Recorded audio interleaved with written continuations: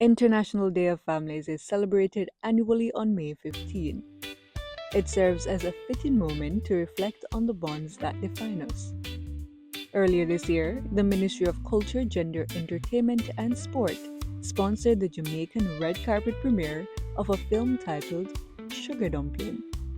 The film speaks deeply to the heart of what family truly means.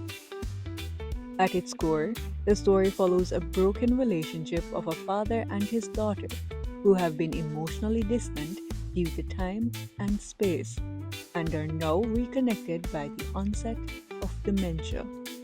But in the face of fading memory and unresolved issues, it is presence that matters most. This is a story of mental health, healing, and rekindling an unbreakable relationship. Join Agenda Jamaica as we present highlights of the Sugar Dumpling premiere. Pleasant viewing.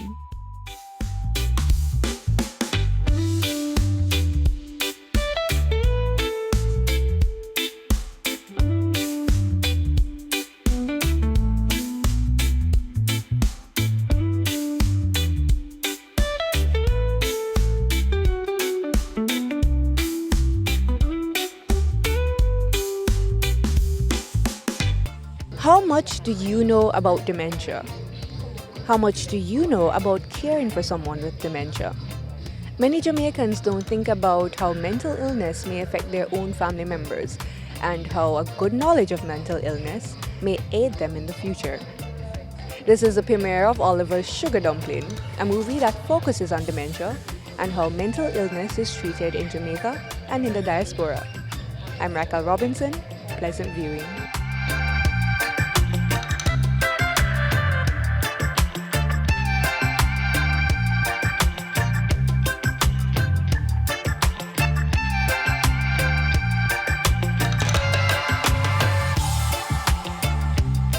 Guests filtered into the venue as we spoke with some attendees to discuss the issue of mental health in Jamaica and how it affects both patient and provider, and the importance of consideration for both self and loved ones.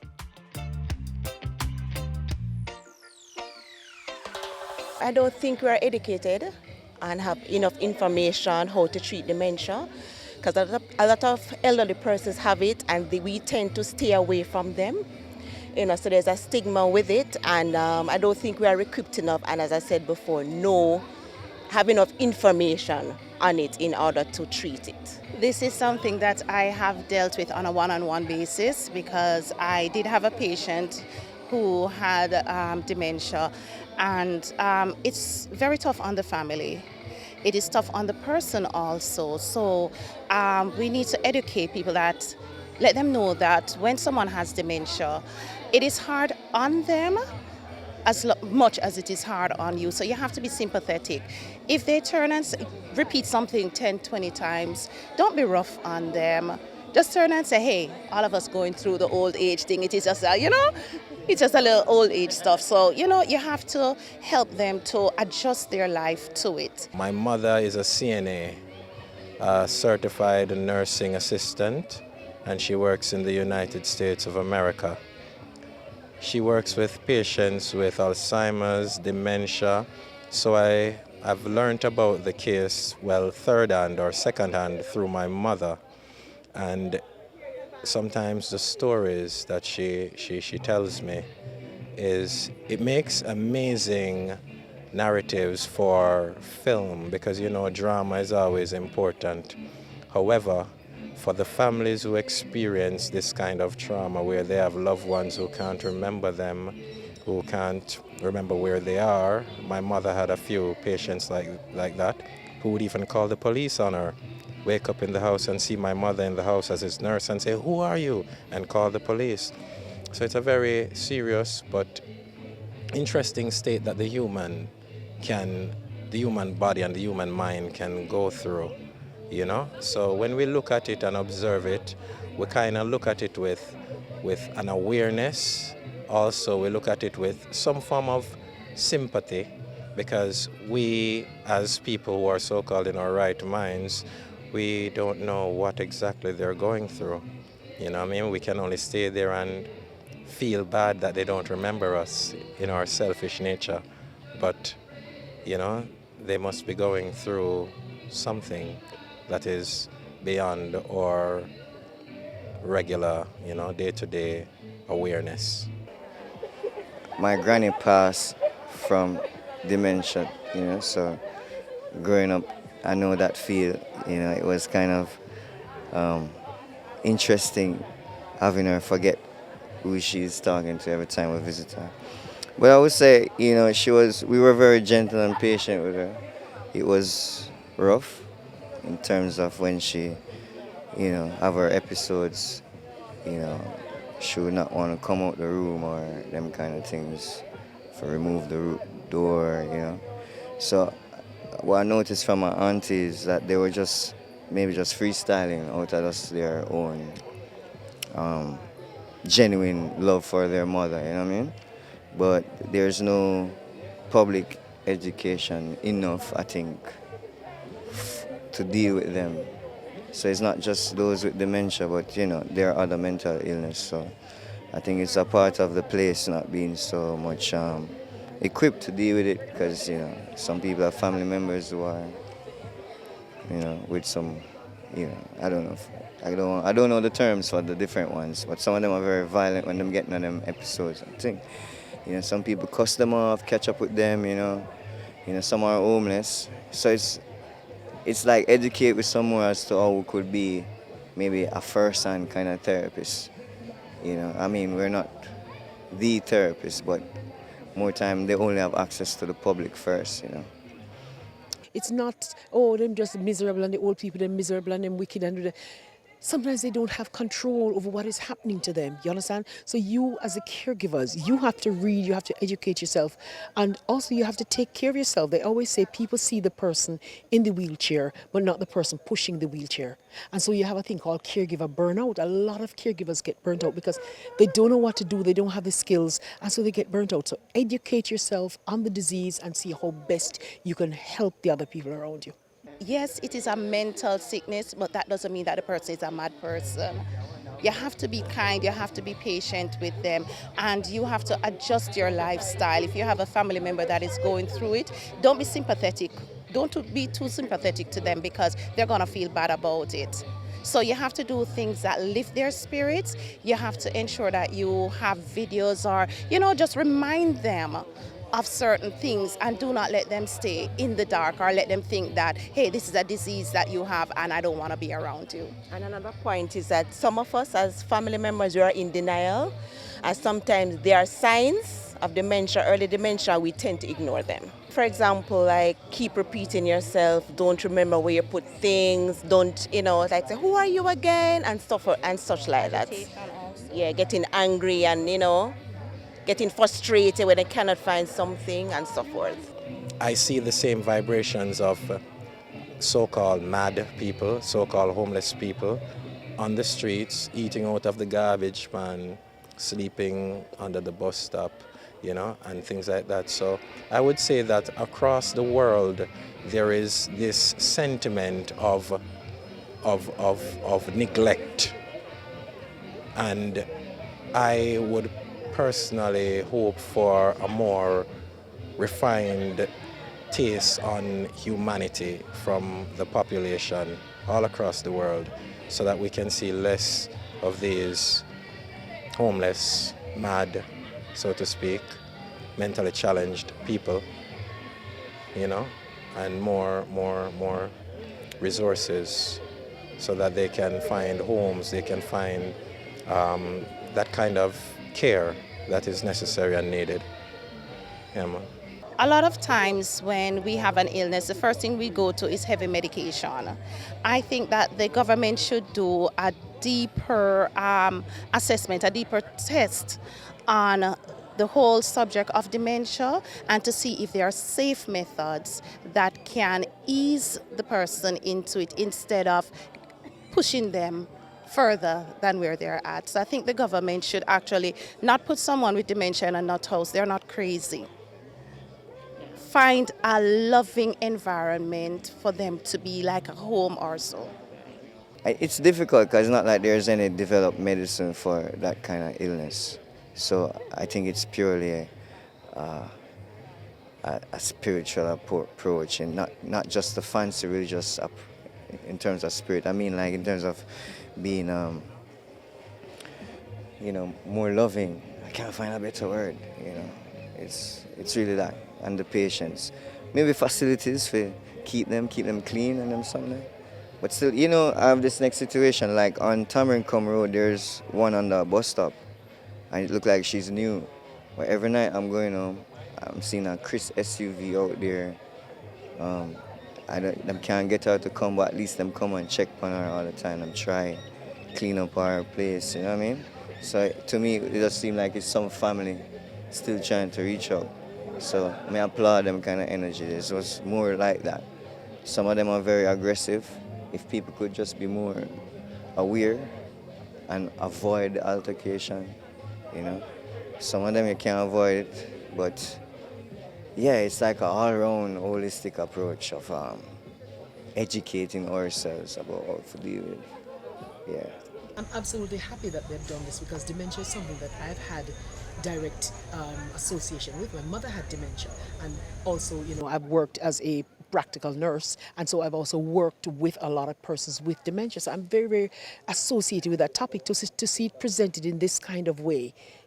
If somebody comes and preaches at you about dementia, maybe you're not going to listen, but you put it within the context of the art, and the message is going to go across a lot stronger. So I'm really, really happy that this has been done. And Oliver, he knocked this role out of the park. So many people think that Oliver is just comedy, but he is a really good, serious actor, and everybody will tell you Oliver's timing as an actor is perfect. What I've heard about the film and from the trailer is that Oliver Samuels plays a character with dementia, and that is just so amazing because Oliver is our great Oliver Samuels, and he's an amazing thespian, amazing film actor, comedian, and also a musician. Him have albums out. So I think that's why I'm here. I'm here curious to see how this role is handled and how this delicate subject matter is handled. I myself did a short film called Stinky Mango, which highlights mental health issues as well, where my character found himself with loss. His wife passed and he went from the bottle to just total depression, taking it out on family members and all of that. And in Jamaica we have a saying to say real men or big men don't cry. So that was an important theme in the film, an important kind of storyline that we followed, because we showed the character in a position where he's holding back his emotions, not releasing anything, and then eventually explodes. So we need more stories like this to show men that, especially men, my brothers, to show us that it's okay to be vulnerable. It's okay to bear the emotions, light emotions. Nothing is wrong with softness in an instant, you know what I mean? And as equally as wise as the serpent and as harmless as the dove, you know what I mean?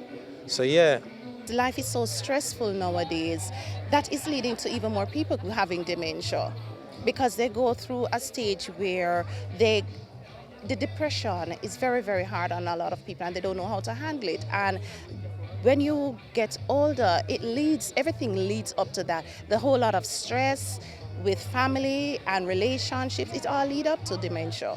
First thing is I don't take on things. I don't take on stress. Stress, what is that? That's a word. I don't even know what that concept is. I say to people all the time, find your stabilizer. What is your stabilizer? Mine is gardening.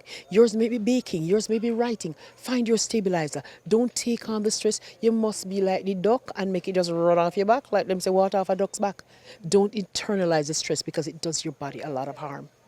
It's true, because what I've learned with the quality of sharing love is that the more you know not just how to love in yourself, but first how are you loving yourself to see if you're doing it properly.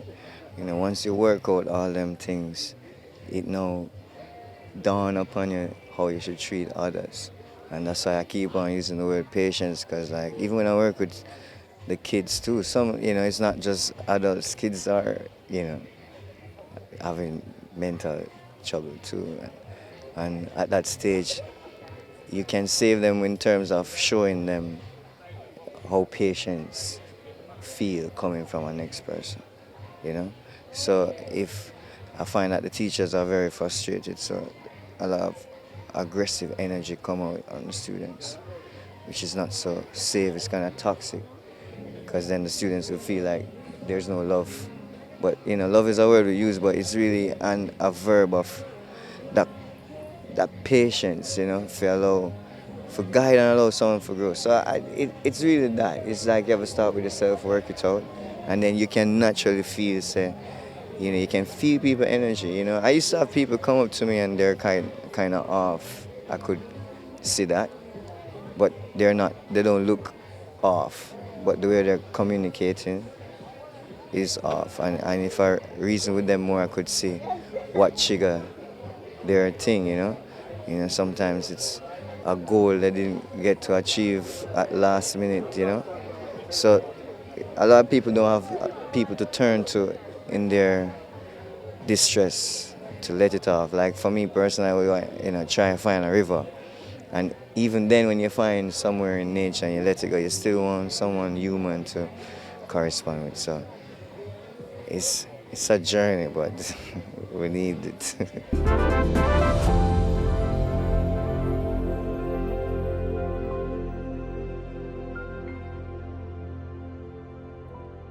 The cast gathered on stage to discuss the importance of the film and their journey throughout the production handling the topic of mental illness. The journey started a few years ago when I wanted to really answer a question, a simple question: how do you love somebody you don't like? How do you deal with difficult family members or difficult situations? And if you had only one opportunity to say or to save a relationship and you couldn't see that person again, what choices would you make differently than you're making today? And so this film is sort of a conduit or a conversation around, yes, mental health, yes, around an aging population, but ultimately around the way we treat each other and the forgiveness and the love that we can extend to each other in different ways. In this particular way, it's food, but it could be a litany of different ways. And so I hope that this becomes something that is a conversation that continues on, that this film is something that you feel you want to share with others, and that we can actually spread awareness about dementia, because it is an oncoming real problem. We are dealing with a global sort of problem of aging. We're living longer, which means we're more susceptible to these types of illnesses, and we don't necessarily have all the support systems and the services in place. And so we really need to start thinking about that. Producing a project like this and working together with your husband, talk a little bit about that and what it means to be here in Jamaica in this now.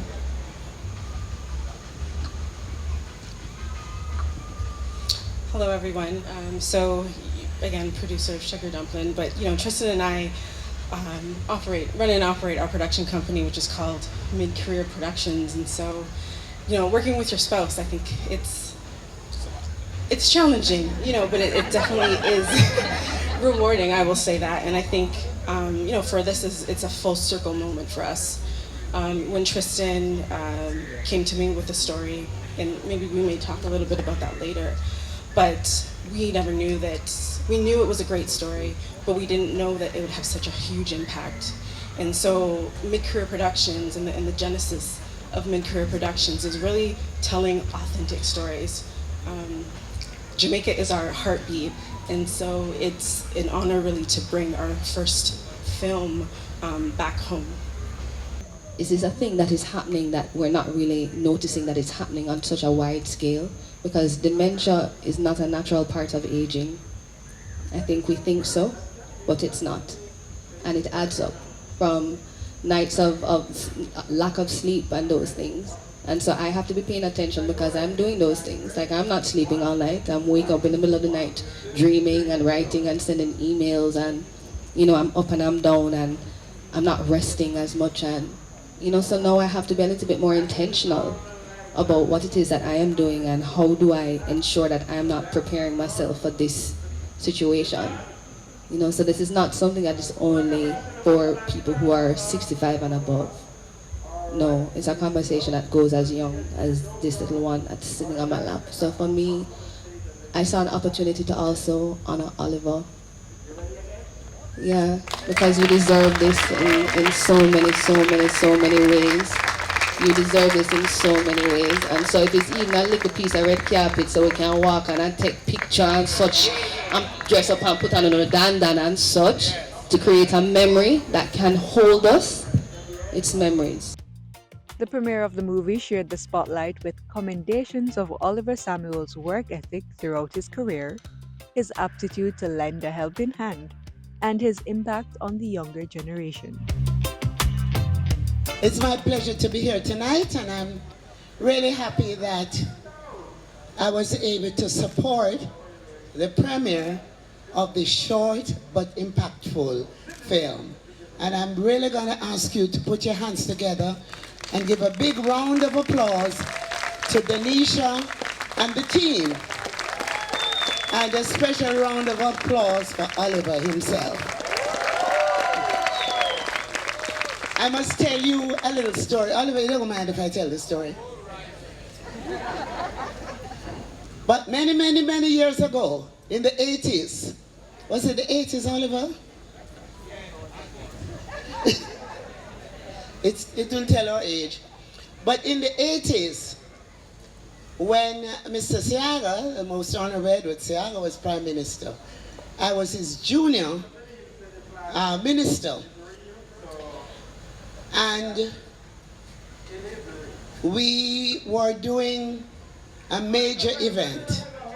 We were doing what we call the World Youth Festival of Arts. And it was the International Year of the Youth. And Oliver was working at the Social Development Commission.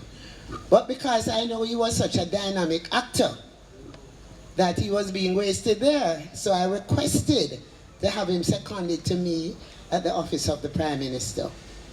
And one of the things, we were producing like 45 events in 10 days, bringing young people from all over the world. We actually sent Oliver to learn to do human mosaic, right? And he came back and he taught various groups in Jamaica to do it. And then I decided that the commercials for these 45 events would all be voiced by Oliver Samuels. And because you give him a mic, he was funny. And we wanted to create some excitement for these events with a broad spectrum of Jamaican culture and culture from across the world. The first, Japan in fact sent a young person to be part of the Puff Festival, and his name was James Bong. So we decided after the event that we would do a series called Oliver at Large. So we did some 5-minute vignettes with Oliver because we wanted to encourage sponsors so we could do the half-hour series. And it was a hit. I think there are many here who are old enough to remember the Oliver at Large series. And so I always proudly say, "Ami boss Oliver." And Oliver always proudly say, "She boss me." 1992, I was in a comedy duo called Bello and Blacker, and we suddenly got a chance to tour London, Leicester, Sheffield, Nottingham, Birmingham, mashed down England, and did a TV show on Channel 4. And the promoter who did the show said he don't know who we are, but he got one person recommended us, Oliver. Oliver said, "Them youth are good," and that was it. That's all it took. So Oliver, we give you flowers because you always encourage, support, and make space for young creatives. We appreciate that. You're a mentor, you're a godfather, and you're not mean with your wisdom. You're always giving, always find a space. So I can say in the same way Minister Grange, boss Oliver, Oliver boss Bello and Blacker. Respect. Give thanks. Blessings general. Bless up yourself every time when Danisha told me she was doing this film, I was super excited that you were a part of it. I went on rambling about how much I grew up on your work and how much I respected your craft, and Danisha, being who she is, just be like, well, come tell him then, you know. And I thought it was cool that she asked me to forward to speak to you, because lots of the times you grow up, people influencing you, you never get to say to them. There's many people that are doing great things in the world and they don't know the impact that it has on people. So I wanted to tell you that, you know, as a child growing up, it was a special family moment to watch Oliver at large, right? It was a huge deal. My little sister, I wish she was here with me tonight, my mom, and we used to sit down and watch. There's so much of my sense of humor that people talk to me about. Oh, it's really patterned from just your comedy, your timing, as the Queen just said, the way how your facial expressions, the things you would have said, the body language, everything. I say this in our family all the time. I chat to my daughter and she not act quick enough, and I say, yo, you stand up there like when lightning clap, puss on the pear tree, warm to you.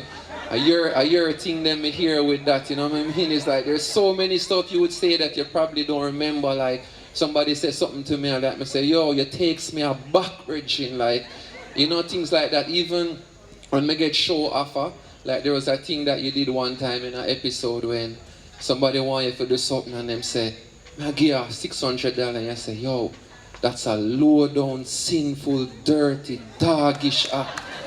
So it's like when me get a offer, my mother say, yo, them offer this, and I say, Mom, that's a low down, sinful, dirty, doggish act. And then when them make the offer higher, me say, that's a low down, sinful act. About 18 or 20 years ago, 17, you remember when I was doing an event called Word, Sound and Power, and I was looking for sponsorship, and everybody turned doors in my face. And I asked Aston Cook, I say, you know anybody? And him say, you call Oliver? I say, Oliver? Me and Oliver are depend calling terms, relationship. Me a little boy, you know what I mean? So him say, Oliver, you man call Oliver, he's at MacD's. I say, all right. Oliver didn't hesitate to welcome me in the office at MacD's. You remember? And I said to Oliver, look for my proposal and go through it. And he say, Sheldon, where you want? And I say, $30,000. And him say, it's like him say, that is all, you know. But him say, but you're going to need something to move around to do this production, yeah? See a carrier. And him give me a Mitsubishi Cydia. And him give me the $30,000. And at that point in my journey as a creative, I realized that someone higher up believed in what I man was doing. And that was really, really impactful. Mr. Oliver Adolphus, is it? Samuels? Yeah, man. The Dementia team, I'm glad to see you up on stage. Give them another round of applause. Donisha, big up yourself, I know you a long time, very talented. But for see, in terms of the craft now, I love the craft and the culture. When I watch Oliver, the first time I see Oliver make a first entrance on stage, the audience will laugh for a minute and a half and never say a word. So I always intricate to them watch your thing, and you have a beautiful music. And I'm a feel sad because me slew on it. You know, the music, you know. I'm going to implore every creative to just go back and study the music because it's brilliant, you know what I mean? Oliver has been my friend for a long time. No, call no name. The other day I saw a 1992 commercial with me and Oliver. Me I say, Oliver, then I saw we didn't look good. I will still look good. I'm now sharing stage with Oliver in our play Lucky Money. And I just want to say that, you know, Oliver's timing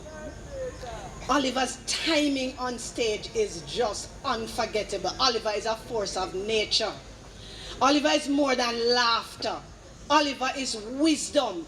Every time I watch productions, from pantomime to Oliver at Large to all of the many productions that he has done, you know, I watch it and I see Oliver tries to put something else in each production that he's a part of.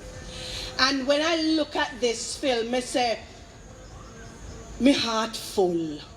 One of my first intros into authentic Jamaican culture was Oliver at Large. And I remember being a kid, maybe 6, 7 years old, and just hearing my parents laugh, like gut laugh, like hard laugh. And I'm like, wait, these are the same people but you just beat me yesterday. So how, you're funny? You like to laugh? And I say that because it was my first window into seeing, you see, when you leave Jamaica, you know, people have this idea that everything's perfect, you're making money, life is not hard, there's nothing to do, but you're in survival mode. And my parents and my community, a lot of them were in survival mode, just trying to make things work. They started from the mud, from the ground. And Oliver was a window to remind them of who they are, remind them about their roots, and to educate their kids about who we are. And for a long time, I didn't really understand where I fit. I didn't know if I wasn't, you know, I was too Canadian for the Jamaicans, I was too Jamaican for the Canadians, and you're kind of in this kind of weird area. And Oliver was a place where we could just laugh together and bring ourselves together. And so I want to honor you. I want to say thank you so much. And we just want to honor you and say thank you so much for your gift. Thank you for not just representing those who were born on the rock, but also those who were born foreign, and allowing us to connect together and to find our identity under, you know, out of many one people. And you're the best of us. So I just want to say thank you. I love you. I appreciate you. Mr. Samuels was given a Lifetime Achievement Award, and the actor extended his comedy-filled thanks as the night came to a close. I know say not really like a fruit and a fuss, but somehow you managed to come out today and you milled around with all of us. This is what makes you an icon for us. God bless you. Thank you so much, and keep on making all of us feel proud of you. Yes. Thank you. Look here now. Me not got much to say, huh? It was a pleasure when then call, them people from Canada call. And them not even did sure say me gonna do something because they were broke. And in their estimation, their offer was an insult to me. But you know what happened with me? You see, anywhere my black people are, no matter how them broke, and me can support them, I'm going to support them. And I am very, very happy when I told Sharon that, all right, Sharon, I tell her yes, yeah. And I went, but look here. Let me tell you, no, me not tap Jamaica and Jamaica culture far and wide. Far and wide. And to all those people, Blacker, Sheldon, Kiri, the little girl Karen, you see, man. All of them, for those wonderful words, because when I am doing something, I'm not doing it to get no praise from nobody. Me I do it from my heart. And my heart me I do it from, and therefore, thanks for recognizing the little contribution that me making on the life. Jamaica people, thank the whole of honor. Because I have survived 55 years and now no scrutiny in theater. And therefore, because of Uno, I can go anywhere, talk me talk, get pay feet, and come back on my yard. God bless you. This has been Agenda Jamaica's coverage of the Sugar Dumpling premiere here in Kingston, Jamaica. I'm Raquel Robinson. Thank you for watching. Apuku! Telling the nation that PBCJ are the people's station. Hear that?